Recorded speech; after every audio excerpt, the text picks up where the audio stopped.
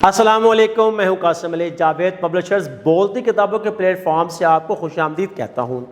اس سے پہلی ویڈیو میں ہم نے سبق پڑھا حیرت انگیز دنیا۔ سبق خواہ نثر میں ہو یا نظم میں ہو، اس کے اختتام پر ایک مشق ترتیب دی جاتی ہے۔ اس مشق میں جو سوالات پوچھے جاتے ہیں ان کا مقصد یہ ہوتا ہے کہ ہم طلباء کی ذہنی کنڈیشن کو جانچ سکیں، پرکھ سکیں کہ وہ سبق جو انہوں نے پڑھا ہے یا نظم جو انہوں نے پڑھی ہے کہ اس کے متعلق پوچھے جانے والا سوال جو ہے اس کا جواب دینے کے قابل ہوئے ہیں یا نہیں ہوئے، کیا وہ سبق کے عام نکات ان کے ذہن نشین ہوئے ہیں یا نہیں، نظم کے جو ہے اہم نکات ان کے ذہن نشین ہیں یا نہیں۔ تو چلتے ہیں اپنی مشق کی طرف اور دیکھتے ہیں کہ اس میں کون کون سے سوالات ترتیب دیے گئے ہیں۔ مشق سوال نمبر 1 ہے، دیے گئے سوالات کے جوابات لکھیں۔ الف، ابا جان نے گھر والوں سے کیا کہا؟ ابا جان نے گھر والوں سے کہا کہ اپنے کام ختم کر کے ڈرائنگ روم میں آ جائیں۔ ب، نظام شمسی سے کیا مراد ہے؟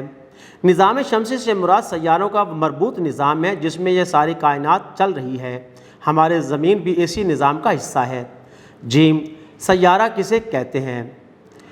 وہ جن کی اپنی کوئی روشنی نہیں ہوتی، وہ اس روشنی کو منعکس کرتے ہیں، سیارہ کہلاتے ہیں۔ د، نظام شمسی میں کل کتنے سیارے ہیں اور ان کے نام لکھیں۔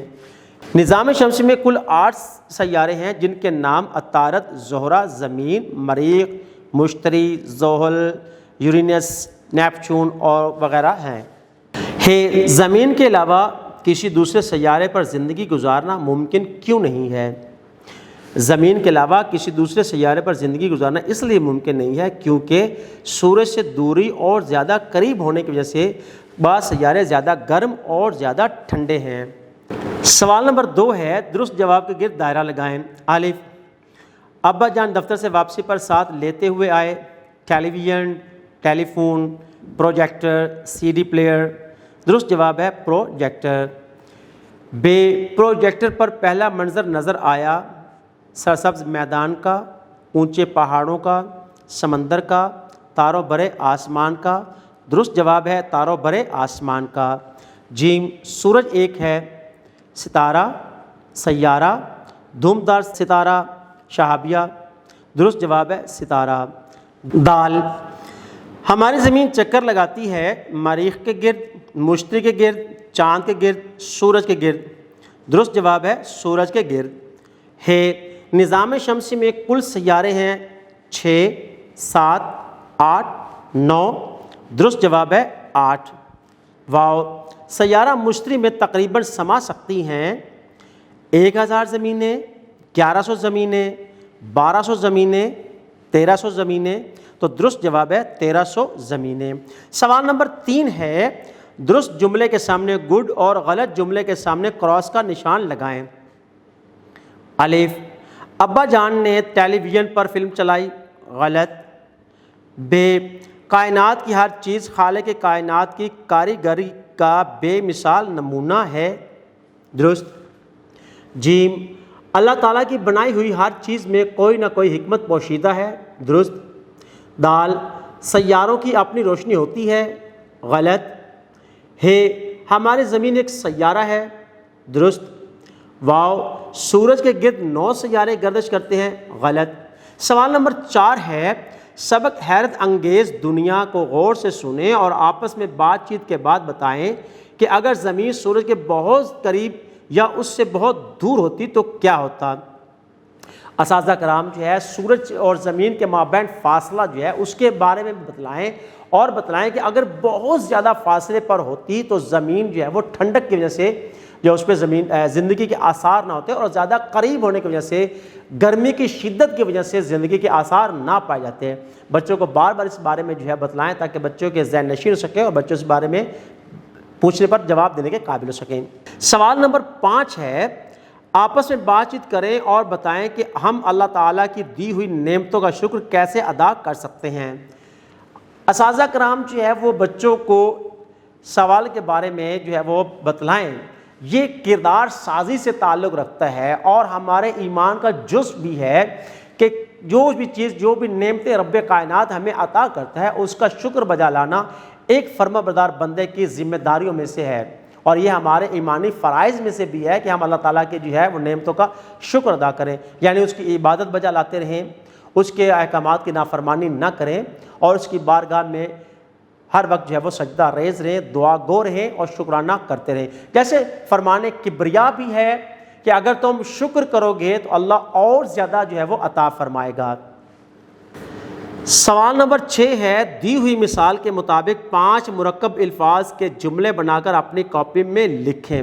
مثال کو سامنے رکھتے ہوئے اساتذہ کرام تختہ لکھائی پر جو ہے مرکب جملوں الفاظ سے جملے بنا کر جو ہے وہ بچوں کو کاپی پہ نقل کروائیں تاکہ بچے جو ہے مرکب الفاظ کو جملوں میں استعمال کرنے کے قابل ہو سکیں۔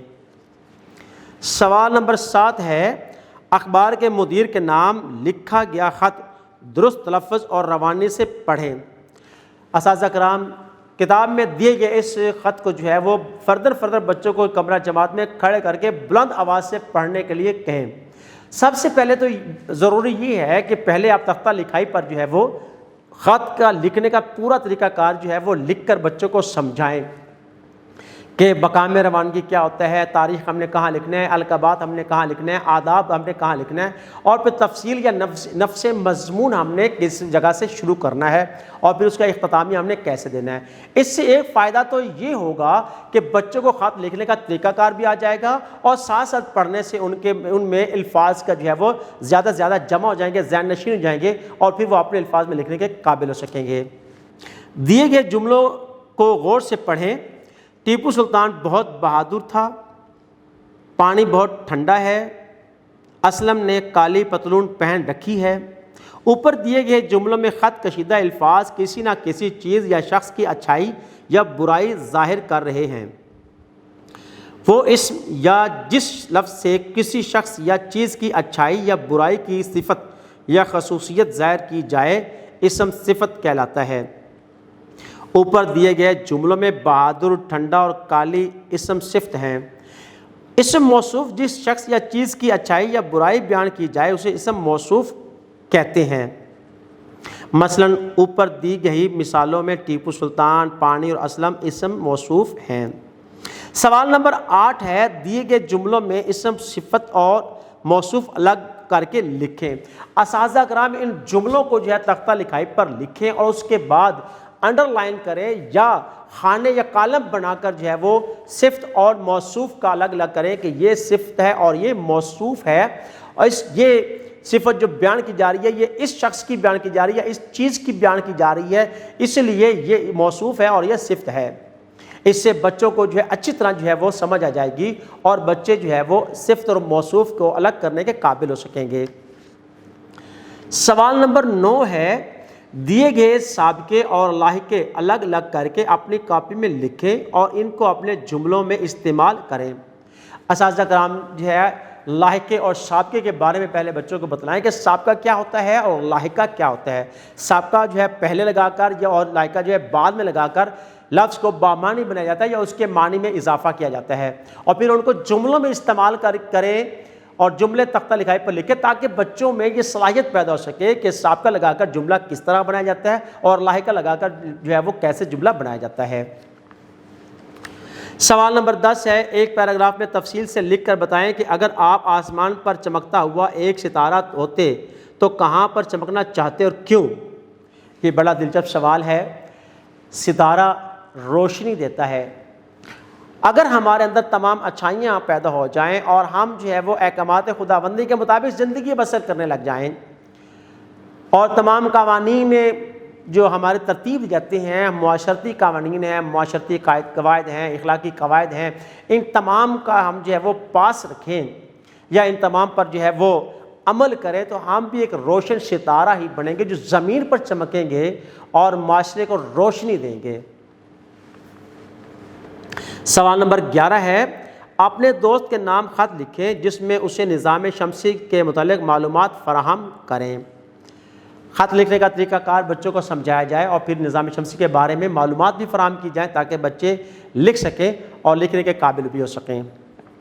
سوال نمبر 12 ہے، دیے گئے اشاروں کی مدد سے کہانی لکھیں اور کہانی کا عنوان اور نتیجہ بھی لکھیں۔ اساتذہ کرام ان اشارات کو سامنے رکھتے ہوئے تختہ لکھائی پر جو ہے وہ ایک عنوان بہترین عنوان دے کر پھر اس کے بعد ہے کہانی کا ابتدائیہ کیسے ہوتا ہے، اس کی آغاز کیسے کرنا ہے، وہ کس فعل میں لکھا جاتا ہے، یعنی ماضی میں لکھنی چاہیے، حال میں یا مستقبل میں۔ عموماً ہماری کہانیاں جو ہوتی ہیں وہ فعل ماضی میں ہوتی ہیں۔ تو یہ جب آپ لکھ کر بچوں کو دکھلائیں گے اور نقل کروائیں گے تو بچوں میں جو ہے صلاحیت پیدا ہو جائے گی، بچے جان جائیں گے کہ ہم نے جو ہے وہ کہانی کیسے اور کس طرح لکھنی ہے۔ سوال نمبر 13 ہے، نظام شمسی کی مختلف تصاویر کا کتابچہ تیار کر کے اپنے ساتھیوں کو دکھائیں۔ یہ بھی عملی سرگرمی ہے۔ اساتذہ کرام بچوں سے کہیں کہ نظام شمسی کی تصاویر جو ہے وہ بازار سے چارٹ لے کر وہاں سے کاٹ کر جو ہے کاپی میں لکھیں، اس طرح ان کی معلومات میں اضافہ ہو جائے گا۔ سوال نمبر 14 ہے، شمسی توانائی کے بارے میں اساتذہ کرام کی مدد سے معلومات اکٹھی کریں اور ایک چارٹ پر لکھ کر جماعت کے کمرے میں آویزاں کریں۔ ویڈیو دیکھنے کا بہت بہت شکریہ۔ اپنا بہت سارا خیال رکھیں، جڑے رہیں بولتی کتابوں کے ساتھ۔